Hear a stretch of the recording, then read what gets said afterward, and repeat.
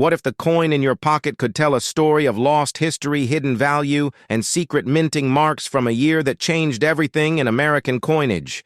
Join me as we uncover the mystery and rare secrets behind the 1988 Washington quarter, a coin that may be worth more than you ever imagined.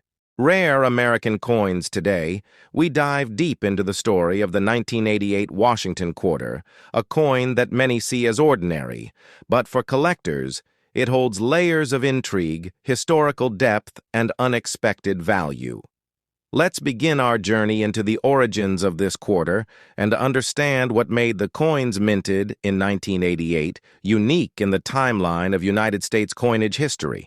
To fully appreciate the 1988 Washington quarter, we must go back to the foundation of the Washington quarter series, which began in 1932 to commemorate the 200th anniversary of George Washington's birth.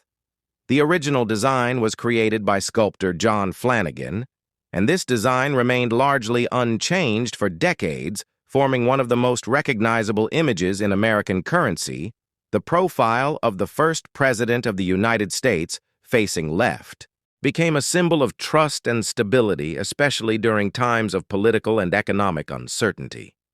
Fast forward to the 1980s, an era of significant economic reform, rising technology, and strong patriotism. The U.S. Mint continued to produce Washington quarters in large quantities during this time, and in 1988 the coins were struck at three main mints, Philadelphia, Denver, and San Francisco, each with its own mint mark, and each with its own variety and potential value in the world of numismatics. The Philadelphia Mint issued quarters without a mint mark, which is traditional for that facility.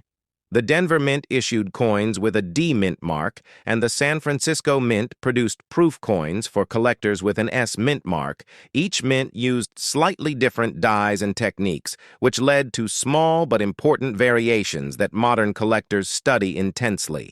The 1988 Washington quarter weighs about 567 grams and has a diameter of 243 millimeters. It is composed of outer layers of copper-nickel bonded to a core of pure copper.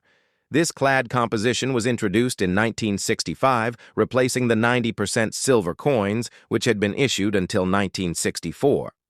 The 1988 quarter, therefore, is not a silver coin, but it holds a great deal of interest due to potential die varieties, errors, and condition-based value. Now let's discuss the details of the obverse side of the 1988 quarter. On the front of the coin, you see the portrait of George Washington.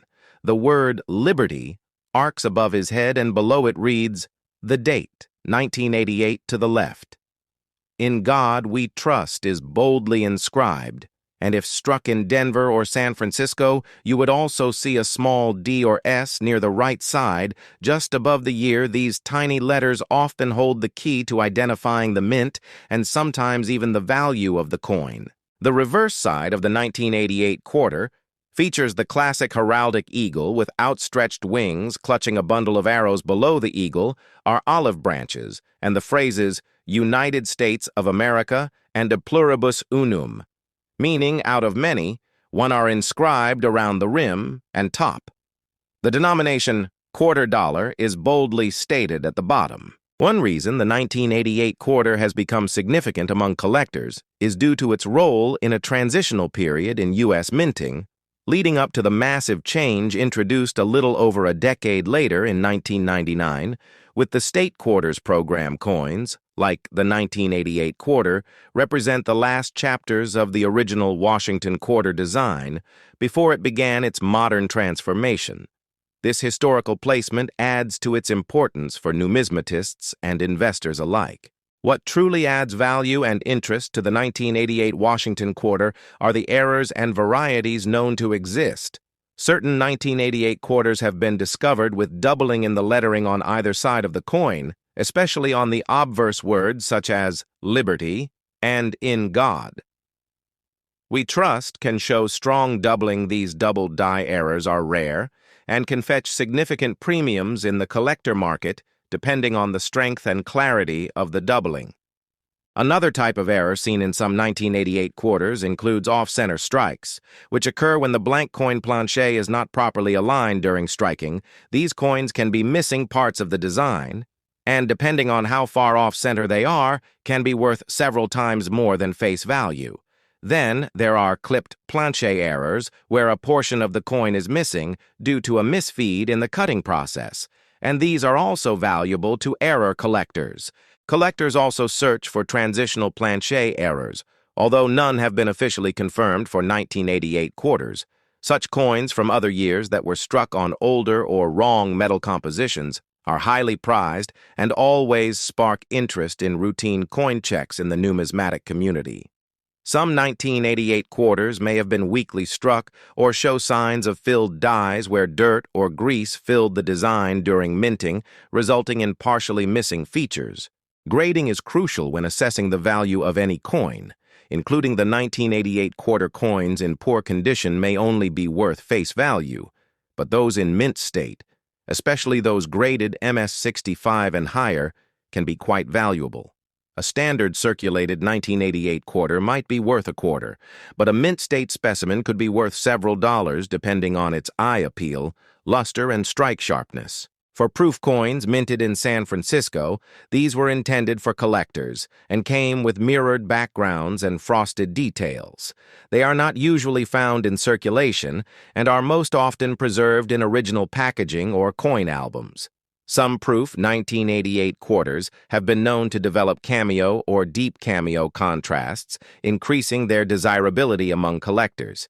Another important part of the coin's story is the role it played in vending machines and commerce during the late 1980s. This coin was part of everyday life during the rise of arcade culture payphones and vending purchases that were common in American life. Many people remember these quarters not just as currency, but as part of their childhood and daily transactions. This nostalgic factor has driven renewed interest in collecting quarters from the 1980s, including the 1988 version. Demand for the 1988 quarter has grown steadily among those who focus on building full sets by year mint and condition. Some collectors aim for full rolls of uncirculated 1988 quarters, while others search for those elusive error coins in pocket. Change the Internet has helped fuel this hobby with online auctions and marketplaces, showcasing 1988 quarters that have sold for impressive amounts based on their uniqueness or high-grade preservation.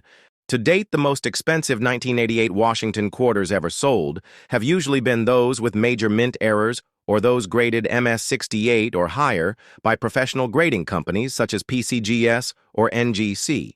Such high-grade coins are extremely rare because the majority of quarters from this period were heavily circulated and received damage through handling.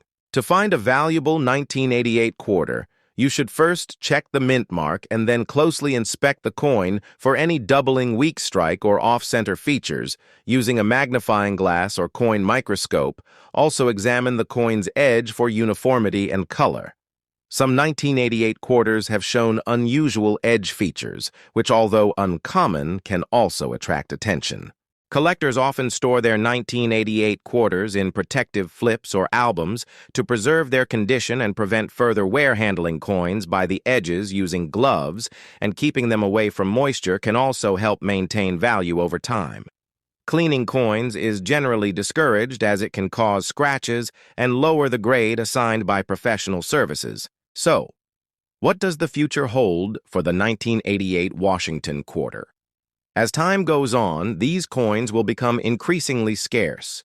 In high grades, the general wear and tear of circulation will continue to diminish the pool of pristine examples as older generations pass down their collections or sell them off. Interest in coins from the late 20th century will likely increase, especially among those born during that time who now seek nostalgic connections to their youth. The story of the 1988 Washington quarter is not just about a piece of metal. It's about a moment in American history, a transition in design, a legacy of George Washington, and a hidden treasure waiting to be discovered in your change jar or coin roll. For those who understand its value, the 1988 quarter is more than money.